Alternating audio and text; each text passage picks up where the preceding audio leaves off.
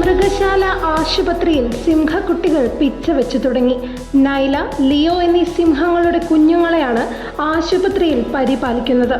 നൈലയുടെ കഴിഞ്ഞ പ്രസവത്തിലെ കുഞ്ഞുങ്ങൾ മരിച്ചു പോയിരുന്നു. അതിനാൽ ഇത്തവണ അധികൃതർ കൂടുതൽ മുൻകരുതലെടുത്തിരുന്നു. ഇത്തവണ 3 കുഞ്ഞുങ്ങൾ ഉണ്ടായെങ്കിലും അവയുടെ ആരോഗ്യസ്ഥിതി മോശമായിരുന്നു.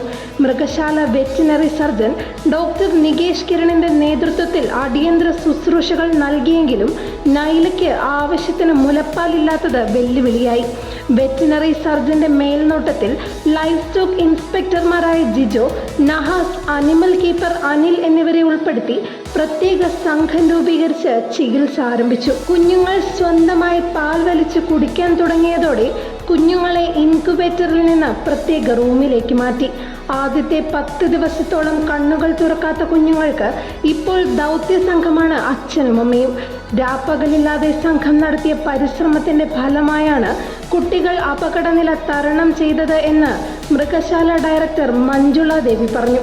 അപകടനില കടന്നെങ്കിലും ഇനിയും കടമ്പകൾ കടക്കാനുണ്ടെന്ന് വെറ്റിനറി സർജൻ പറഞ്ഞു.